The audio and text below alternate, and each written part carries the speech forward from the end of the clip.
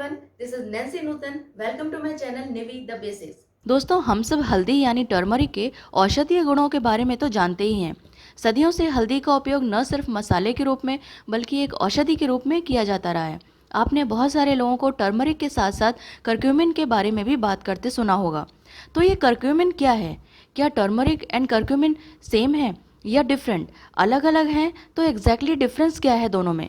Curcumin कितना useful है, इसकी डोजेस क्या हैं, अगर सही से यूज़ न किया गया तो कौन कौन से साइड इफ़ेक्ट्स हो सकते हैं और कौन कौन सी कंडीशंस में करक्यूमिन को अवॉइड करना चाहिए, आज इन सब बातों के बारे में हम इस वीडियो में बात करेंगे। पर सबसे पहले अगर आपने इस चैनल को अभी तक सब्सक्राइब नहीं किया है तो प्लीज उसको सब्सक्राइब करें, क्योंकि इतना सारा कंटेंट, इतनी सारी इंफॉर्मेशन, नॉलेज आपको एक प्लेटफॉर्म पे कहीं नहीं मिलने वाली। और अब बात करते हैं करक्यूमिन की। तो सबसे पहले जानते हैं करक्यूमिन क्या होते हैं और टर्मरिक से इसका क्या रिलेशन है। बेसिकली टर्मरिक यानी हल्दी एक स्पाइस है और ट्रेडिशनली बहुत सी इंडियन डिशेस में यूज़ की जाती है। ये एक राइजोम है और जिंजर फैमिली की एक मेंबर है। राइजोम का मतलब होता है वो अंडरग्राउंड मॉडिफाइड स्टेम जिनसे न्यू प्लांट्स ग्रो करते हैं। टर्मरिक एक हर्बिशियस पेरेनियल प्लांट है, मीन्स बारहमासी, जो हर मौसम में मिलता है। इसको करक्यूमा लॉन्गा भी कहते हैं। टर्मरिक में करक्यूमिनॉइड्स होते हैं जो इसके बायोएक्टिव कंपाउंड हैं। बायोएक्टिव कंपाउंड का मतलब होता है एक प्रकार का केमिकल जो स्मॉल अमाउंट में प्लांट्स में और सर्टेन फूड्स में जैसे fruits, vegetables, nuts, oils and whole grains आदि में पाया जाता है। ये बॉडी में जाकर एक्शन लेते हैं यानी काम करते हैं, जिससे हमारी अच्छी सेहत बनी रहे। तो टर्मरिक में ओनली 2 to 9% करक्यूमिनॉइड्स होते हैं और उन एक्टिव करक्यूमिनॉइड्स में से 75% करक्यूमिन होते हैं। इसलिए करक्यूमिन को स्टार ऑफ टर्मरिक कहा जाता है।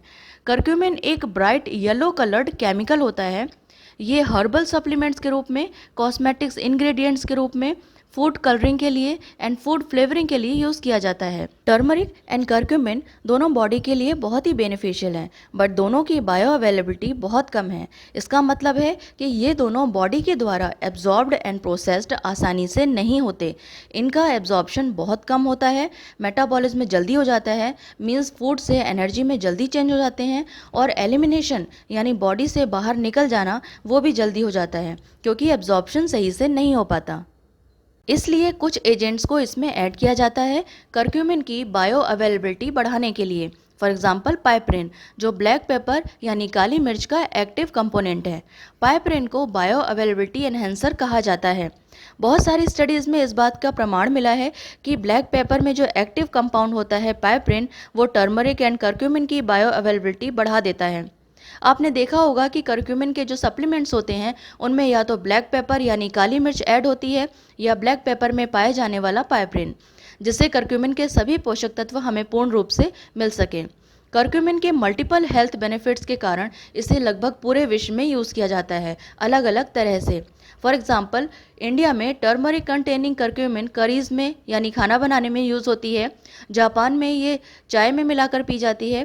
थाईलैंड में ये कॉस्मेटिक्स के रूप में, चाइना में एज ए कलरेंट, कोरिया में ड्रिंक्स के रूप में, मलेशिया में एज एन एंटीसेप्टिक, पाकिस्तान में as an anti inflammatory agent and US में ये mustard sauce, cheese, butter and chips में as a preservative and colouring agent use की जाती है।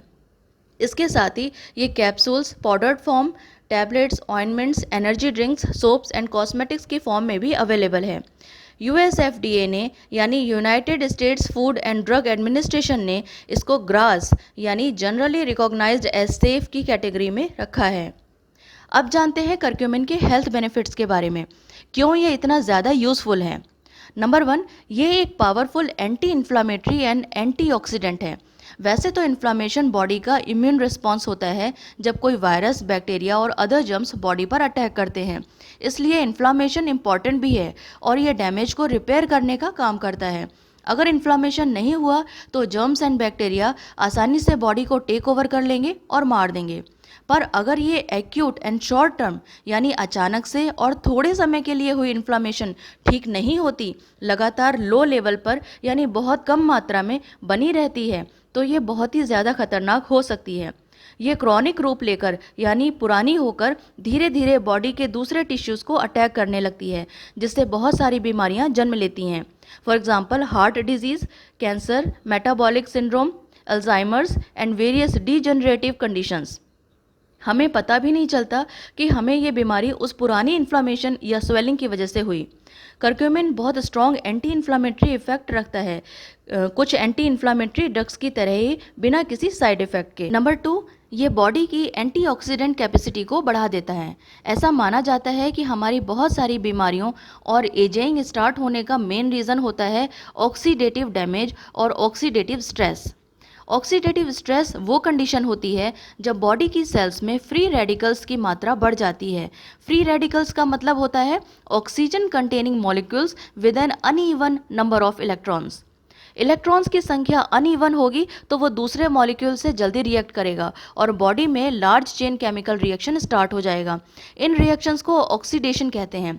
ऑक्सीडेटिव स्ट्रेस की वजह से बॉडी की cells, proteins and DNA damage हो सकते हैं, जिससे एजिंग स्टार्ट हो जाती है।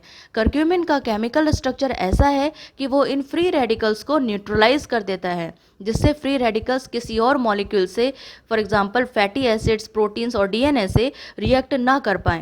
करक्यूमिन एंटीऑक्सीडेंट की तरह काम करता है और इसके साथ ही ये हमारी बॉडी के अपने एंटीऑक्सीडेंट एंजाइम्स की एक्टिविटी को बूस्ट अप कर देता है, यानी बढ़ा देता है। Number 3, curcumin brain hormone BDNF यानी ब्रेन डिराइव्ड न्यूरोट्रॉफिक फैक्टर के लेवल को बूस्ट अप करता है, यानी बढ़ा देता है। ये BDNF हार्मोन हमारे ब्रेन में न्यू न्यूरॉन्स की ग्रोथ को इंक्रीज करने के लिए रिस्पॉन्सिबल होते हैं और ब्रेन में होने वाले बहुत से डीजनरेटिव प्रोसेस से फाइट भी करते हैं, यानी बहुत सारी ब्रेन डिजीज़ के रिस्क को कम कर देते हैं। नंबर 4, करक्यूमिन हार्ट डिजीज़ के रिस्क को कम करता है। जैसा कि हम जानते हैं कि हार्ट डिजीज़ का मेजर रीज़न होता है ब्लड वेसल्स की लाइनिंग, जिसे एंडोथीलियम कहते हैं, उसका सही से काम न कर पाना। एंडोथीलियम की डिसफंक्शनिंग की वजह से blood pressure, blood clotting and various other factors regulate नहीं हो पाते, जिसके कारण हार्ट डिजीज़ का खतरा बढ़ जाता है। करक्यूमिन इस एंडोथीलियम के फंक्शन को इम्प्रूव करती है। नंबर 5, करक्यूमिन कैंसर को प्रिवेंट करने में और उसके ट्रीटमेंट में बहुत बेनिफिशियल है। ये कैंसरस सेल्स की ग्रोथ को रिड्यूस करता है, उनको नष्ट करता है और ट्यूमर्स में न्यू ब्लड वेसल्स की ग्रोथ को भी कम करता है। नंबर 6, करक्यूमिन अल्जाइमर्स डिजीज़ के प्रिवेंशन एंड ट्रीटमेंट में बहुत ही यूज़फुल है। अल्जाइमर्स डिजीज़ पूरे वर्ल्ड में most common neuro degenerative disease है और जो डिमेंशिया कॉज करती है। Inflammation and oxidative damage Alzheimer's disease में एक इम्पॉर्टेंट रोल प्ले करते हैं। करक्यूमिन इन दोनों को, यानी कि इन्फ्लामेशन एंड ऑक्सीडेटिव डैमेज को रोकता है। अल्जाइमर्स डिजीज़ में एक की फीचर है प्रोटीन टेंगल्स का बनना, जिसे एमाइलॉइड्स प्लेक कहते हैं। करक्यूमिन इन प्लेक्स को क्लियर करने में भी हेल्प करता है। नंबर 7, अर्थराइटिस में भी करक्यूमिन बहुत ही बेनिफिशियल है। वेस्टर्न कंट्रीज़ में अर्थराइटिस एक कॉमन प्रॉब्लम है। इसके बहुत सारे टाइप्स हैं। मोस्ट कॉमन है जॉइंट्स में इन्फ्लामेशन और swelling. Curcumin is strongly anti inflammatory compound. Number 8, depression के केस में भी ये बहुत ही बेनिफिशियल है। एक्चुअली डिप्रेशन हमारे ब्रेन हार्मोन BDNF के लेवल का रिड्यूस होने से, यानी कि कम होने से, और ब्रेन का वो एरिया जो लर्निंग एंड मेमोरी के लिए रिस्पॉन्सिबल होता है, जिसे हिप्पोकैम्पस कहते हैं, उसके श्रिंक हो जाने से, यानी सिकुड़ जाने से होता है। करक्यूमिन BDNF के लेवल को इंक्रीज करता है। नंबर 9, करक्यूमिन एक बहुत ही अच्छा एंटी एजिंग सप्लीमेंट है, क्योंकि इसके बहुत सारे पॉजिटिव हेल्थ इफ़ेक्ट्स हैं वेरियस डिजीज़ के प्रिवेंशन एंड ट्रीटमेंट में, such as heart disease, Alzheimer's and cancers. अब जानते हैं इसके डोजेस के बारे में। वर्ल्ड हेल्थ ऑर्गेनाइजेशन यानी WHO ने 1.4 mg पर पाउंड, यानी 0 से 3 mg पर kg of body weight daily intake determine किए हैं। टर्मरिक के 500 से 2000 mg पर डे इफ़ेक्टिव हो सकते हैं, बट इसके हाई डोजेस लंबे समय तक नहीं लेने चाहिए। अब बात करते हैं उन कंडीशंस की जिनमें करक्यूमिन और टर्मरिक सप्लीमेंट्स नहीं लेने चाहिए, उनको अवॉइड करना चाहिए। उसमें नंबर 1 कंडीशन है प्रेगनेंसी एंड ब्रेस्ट फीडिंग। इन कंडीशंस में टर्मरिक सप्लीमेंट्स को अवॉइड करना चाहिए, बिना डॉक्टर की सलाह के ना लें। Number 2, gall bladder disease. अगर गॉल ब्लैडर से रिलेटेड कोई बीमारी है तो टर्मरिक के सप्लीमेंट्स नुकसान पहुंचा सकते हैं, क्योंकि टर्मरिक गॉल ब्लैडर को कॉन्ट्रैक्ट कर सकता है, जिससे कंडीशन और ज़्यादा ख़राब हो सकती है। Number 3, kidney stones. अगर किडनी में स्टोन की समस्या है तो ये सप्लीमेंट्स नहीं लेने चाहिए, इनको अवॉइड करना चाहिए because turmeric is high in oxalate. हल्दी में ऑक्जेलेट की मात्रा ज़्यादा होती है। ऑक्जेलेट का मतलब है वो कंपाउंड जो कुछ फूड आइटम्स में पाया जाता है और बॉडी के द्वारा as a waste product consider किया जाता है और यूरिन के थ्रू बॉडी से बाहर निकल जाता है। अगर किडनी में स्टोन है और टर्मरिक सप्लीमेंट्स हम लेते हैं तो ये कैल्शियम के साथ बाइंड अप करके और ज़्यादा स्टोन फॉर्मेशन कर सकता है किडनी में। Number 4, bleeding disorders. इस कंडीशन में अगर हम ये सप्लीमेंट्स लेते हैं तो ये ब्लड की क्लॉट बनाने की एबिलिटी को कम कर देगा, मीन्स खून का थक्का बनना कम हो जाएगा, जिसकी वजह से ब्लीडिंग प्रॉब्लम और वर्स्ट हो सकती है। Number 5, diabetes. इस केस में ब्लड शुगर लेवल बहुत ज़्यादा लो हो सकता है। Number 6, iron deficiency. ये सप्लीमेंट्स बॉडी में आयरन एब्जॉर्प्शन में इंटरफेयर कर सकते हैं, जिसकी वजह से आयरन की कमी हो सकती है। इनके अलावा टर्मरिक सप्लीमेंट्स कुछ मेडिकेशंस के साथ सच एज ब्लड थिनर्स यानी खून को पतला करने वाली मेडिसिन्स और डायबिटिक मेडिकेशन के साथ में इंटरैक्ट करके हार्मफुल इफेक्ट कॉज कर सकते हैं। इसीलिए इन सप्लीमेंट्स को यूज़ करने से पहले अपने डॉक्टर की सलाह ज़रूर लें। बट जब हम टर्मरिक को एज ए स्पाइस यानी मसाले के रूप में अपने फूड में यानी अपने भोजन में इस्तेमाल करते हैं तो ये सेफ़ ही रहती है, इसका कोई नुकसान नहीं है किसी भी कंडीशन में। अब जानते हैं करक्यूमिन सप्लीमेंट्स के एडवर्स इफेक्ट यानी साइड इफ़ेक्ट्स के बारे में।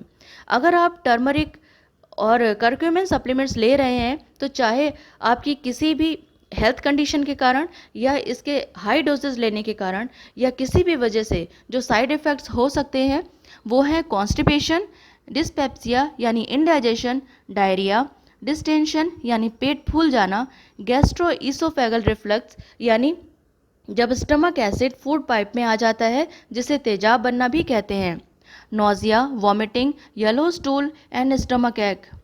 इसके अलावा अगर कोई व्यक्ति इसकी हाई डोज लेता है जैसे 1500 से 2250 mg ट्वाइस यानी दिन में 2 बार, तो उसको एबनॉर्मल हार्ट रिदम की प्रॉब्लम हो सकती है। टर्मरिक एंड करक्यूमिन सप्लीमेंट्स बहुत ज़्यादा यूज़फुल है हमारे लिए, लेकिन इनकी प्रॉपर डोजेज जो रिकमेंड की गई हैं वही लेनी चाहिए और सबसे ज़रूरी बात quality and safety of product का भी ध्यान रखना चाहिए। प्रोडक्ट ब्रांडेड हो और ट्रस्टेड सोर्स से लेने चाहिए। अगर आप हल्दी वाला दूध इस्तेमाल करते हैं, पीते हैं, तो इसका सबसे अच्छा टाइम है रात को सोने से पहले। रात को लेने से आपको नींद अच्छी आएगी, ऑक्सीडेटिव डैमेज होने का खतरा कम होगा, मूड अच्छा रहेगा, डिप्रेशन में हेल्प मिलेगी, ये हमारी थकान को भी दूर करता है। दोस्तों इस वीडियो में इतना ही। अगर आपको ये वीडियो पसंद आया हो तो प्लीज़ इसको लाइक करें, एक लाइक का बटन दबा के मेरा हौसला बढ़ाएं। और अगर आपकी कोई सजेशन है, कोई सुझाव है, कोई डाउट है तो आप कमेंट बॉक्स में कमेंट भी कर सकते हैं। अगर आपको ये वीडियो इन्फॉर्मेटिव लगता है तो प्लीज़ कम से कम 5 लोगों तक इसको ज़रूर शेयर करें। आपके एक शेयर से अगर किसी की हेल्प हो सकती है तो इससे अच्छी बात और क्या होगी। तो जल्दी मिलेंगे नेक्स्ट वीडियो में, तब तक के लिए खुश रहें, स्वस्थ रहें, अपना ख्याल रखें।